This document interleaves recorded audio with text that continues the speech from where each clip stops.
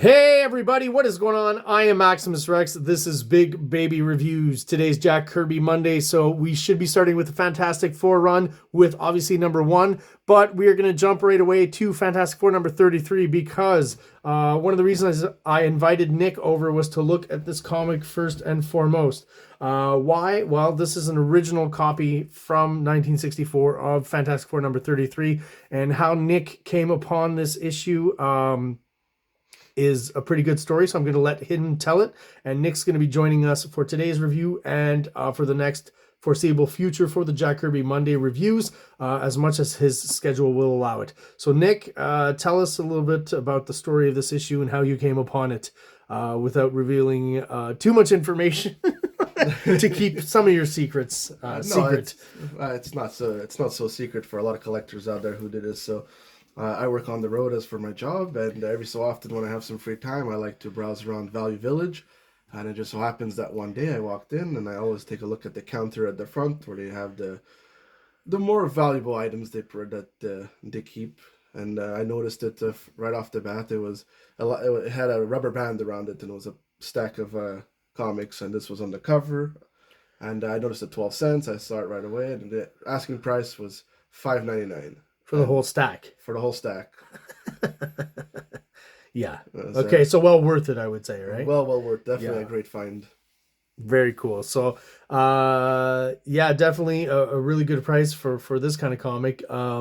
We're going to talk a bit about its condition real quick. It's pretty darn good. When we look through it, you'll see the pages are pretty white. There's a little bit of like water damage, it seems like in the corner down here, but really not much. And even I was telling Nick I had a smell of the comic earlier on, and it doesn't smell as moist and humid. It does have a bit of that kind of attic-y, woody smell, but it doesn't smell like it took on too much water. And as you see, the pages are pretty darn close to white. So it's in pretty darn good condition, especially with the price that Nick paid for it. Cover real quick. I thought it was interesting to point out that I'm going to assume that Sheik Stone is the inker on the cover as well as the interiors. He's the inker of the story. But some early examples here of Kirby collage, which, you know, if you've seen in some Marvel comics and later on in the 70s when he worked at DC, don't always come out or work really well. But I do find that on this image particularly, it does seem to work pretty good for me. Anyways, and what's this guy's name again? That's Atuma. So we were making lots of Arnold Schwarzenegger kindergarten jokes earlier, right, with the name Atuma. I'm going to leave it all to you to figure out what we were saying, because we're not going to start doing a comedy bit here today on the channel. So without further ado, anything else you want to add about the cover? That's great. It's crazy. Almost all Jack Kirby Fantastic Four covers are iconic in their own way. Well, this one, yeah, I personally appreciate, again, the collage, and you brought up even over here where he brings it into the foreground, I think is interesting. Sheik Stone inking, I like his bold line that he puts around a lot of stuff. The only thing I want to mention, that continuing thing of changing toes and numbers of fingers and stuff, does look like Ben Grimm all of a sudden has 4 fingers. Here he's got 3 and a thumb. Here he's got 4 toes. Here he's got 4 toes. So that checks out, I guess. Namor's foot, for some reason, is just very weird looking there. I don't know what's going on. If I'm just going to throw it out there. The way that Namor's eyebrows are drawn, I always thought he looked kind of like a drag queen. Yes, very like right, long thin eyebrows. Well, and especially the arc of it and stuff. It's like a Liza Minnelli kind of. Give him some nice eyeshadow. Yeah, he's not far off. He seems to have at least even some mascara on the eyelashes.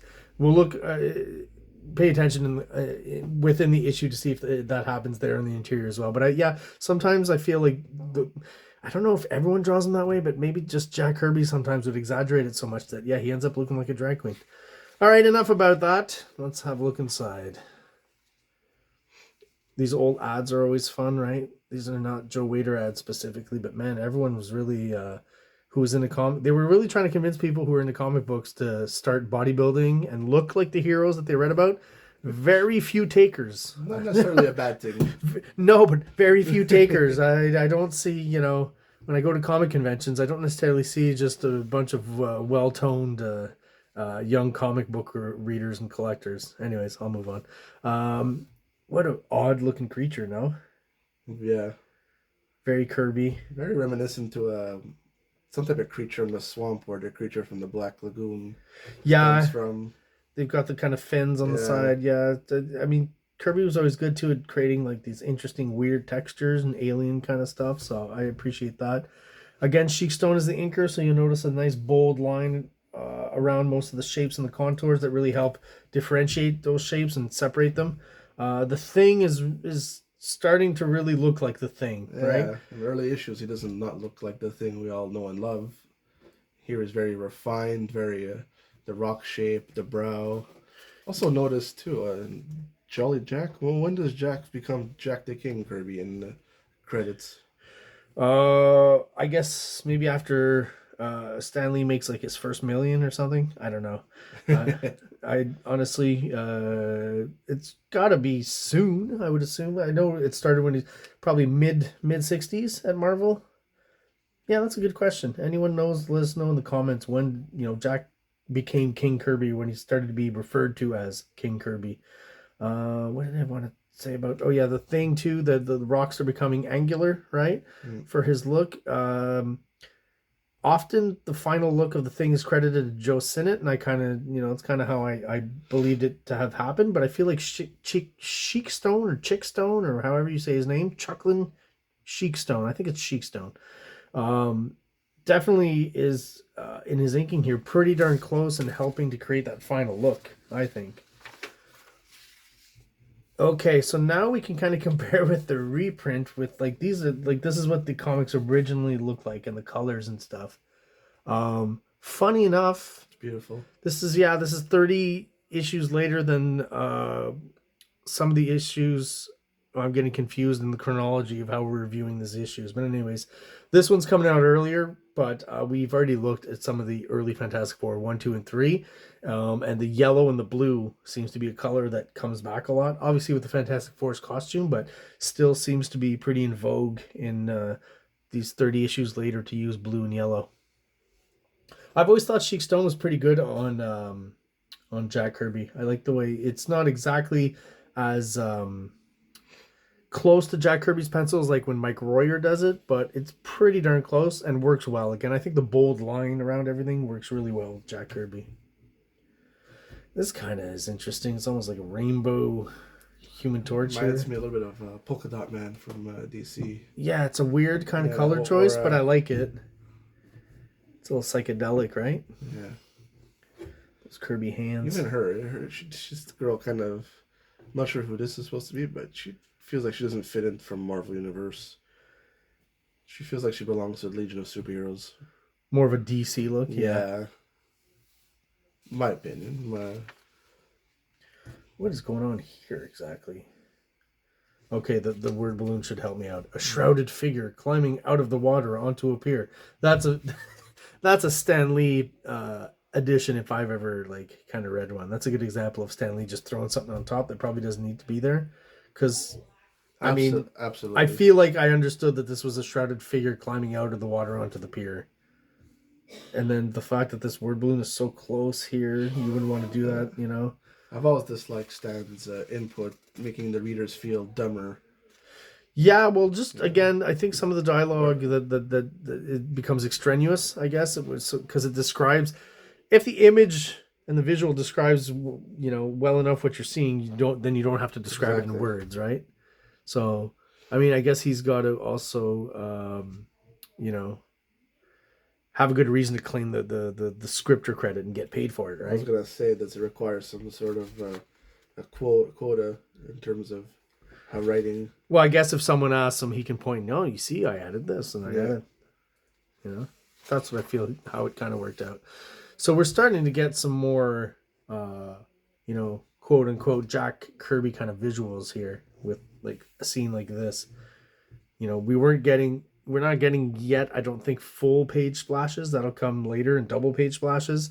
But, we're starting to get, a splash panel, I guess is what you would call it here, where you can get in there and draw bigger elements. And, he's doing the foreshortening, the extreme foreshortening here.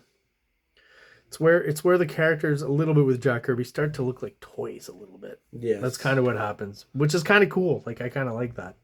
I'm not criticizing it.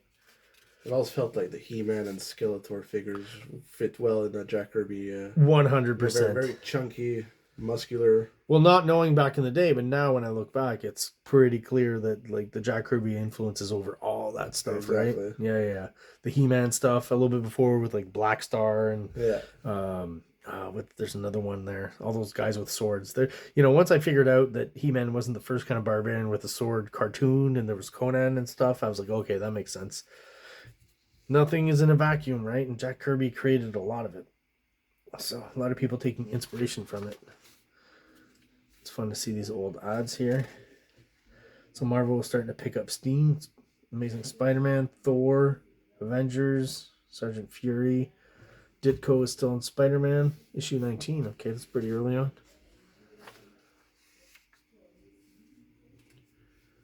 So yeah, that's right. It is kind of goofy. Yeah, just gonna say that. So the Fantastic Four have a fantastic sub, I guess, as well here. That's pretty interesting. The Fantasub. Yeah, there's definitely more energy in these pages than those first 3 issues of Fantastic Four. Yeah, it's much more unleashed. Yeah, more less tame. Yeah, more the perspective speed lines happening. More movement in the figures. I dare to say that this is a little less cheesy, kind of in the way that Mr. Fantastic is using his stretch powers. Like, it doesn't seem as ridiculous maybe here. Maybe that's just me. But I'm really liking this bold line that Sheik Stone does.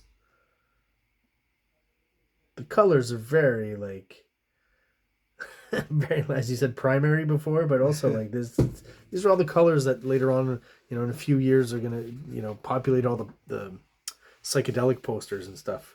Oh, wow. Oh, it's another collage. Whoa, okay. See, I love this stuff because, like, it doesn't quite work in print, but I get what he was going for, and there's still something to it that I like, right? Like, I don't think it's the effect that he wanted, but it's still cool.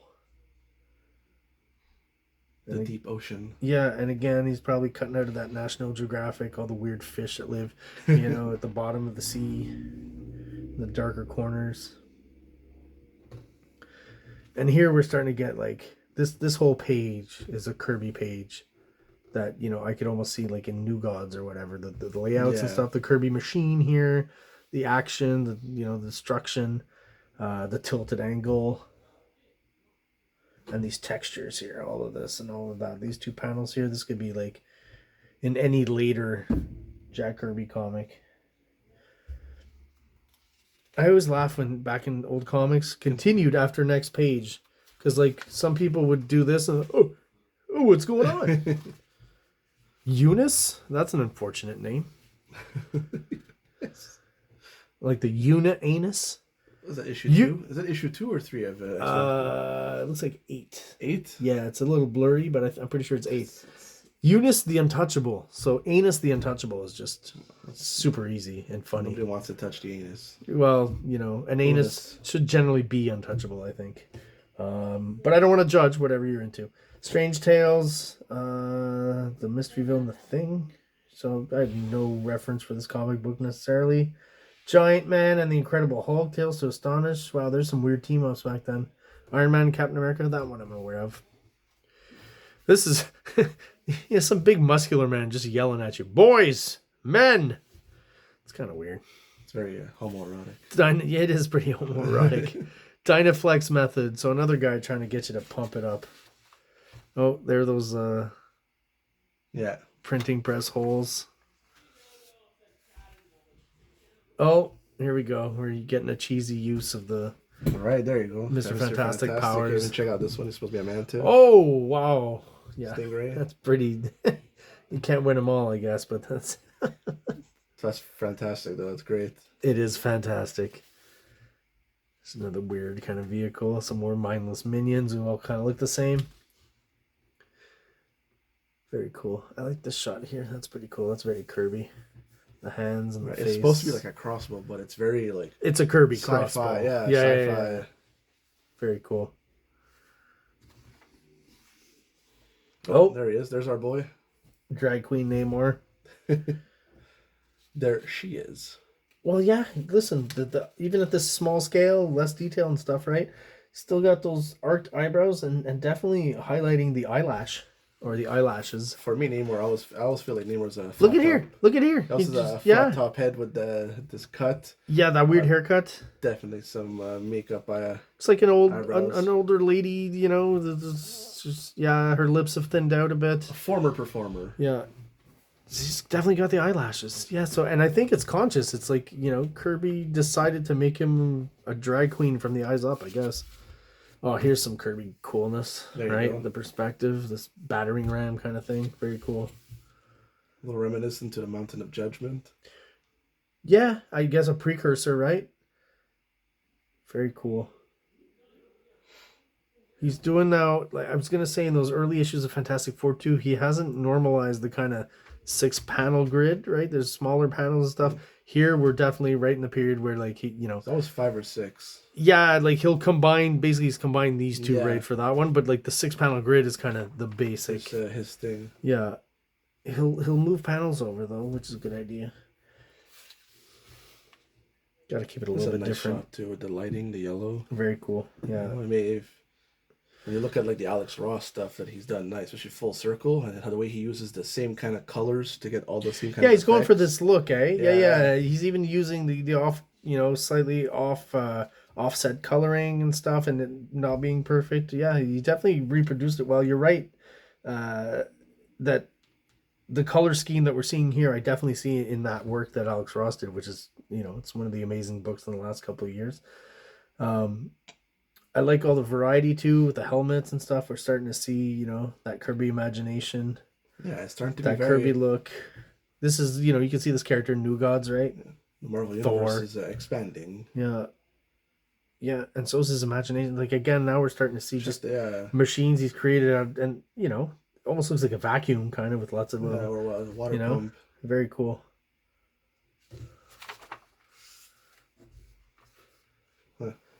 More Mr. Fantastic craziness. Yeah, it gets a bit dark and the coloring a little bit. I don't know. Is it just me or on this page? I love the inking here on this thing, like that bold contour I was talking about. Yeah. I love it here. Very cool. Again, I think Kirby has a style that works well with.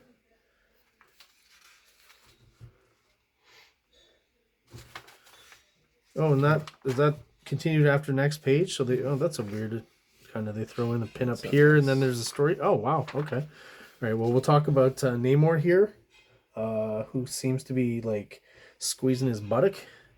Not quite as drag queeny in this pin up here. They should have put this as the ad for the Dynaflex method. Yeah, that's you're right. I like how he's got that that kind of brooding fist on the rocks there. I mean, it's a decent pinup, but it's just kind of weirdly placed within the story. Atuma.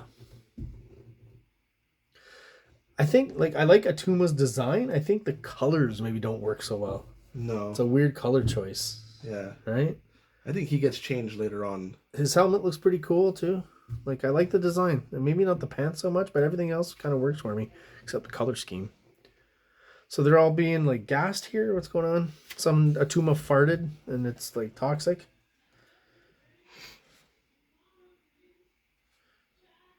Interesting stuff. Yeah.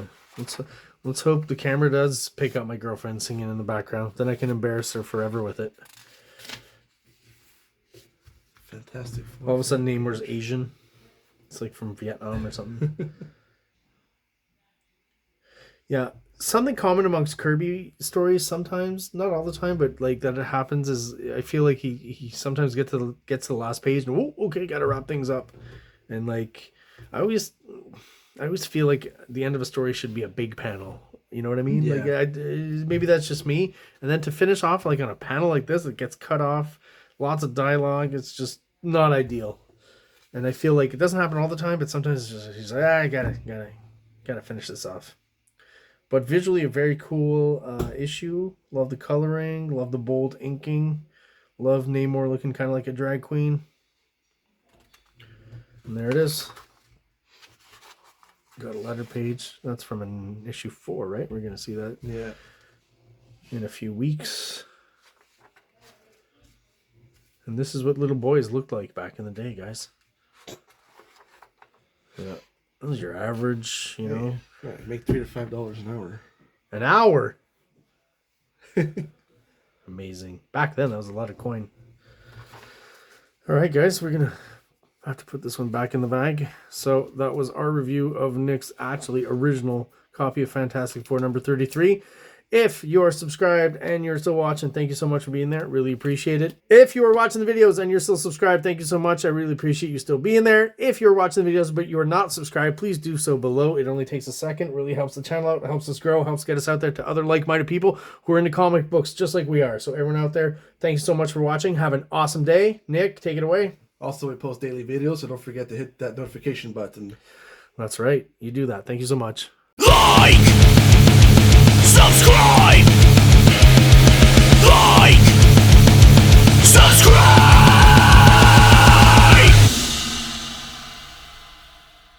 King Comics presents Big Baby, Volume 1, Issues 1 to 13, 204 pages of story and art. King Comics also presents Star Crasher one-shot, 32 pages, cosmic sci-fi surrealist adventure. You can find these fine comics at kingcomics.ca, at MaximusRex13 on Instagram, or on Facebook, MaxRex or Big Baby.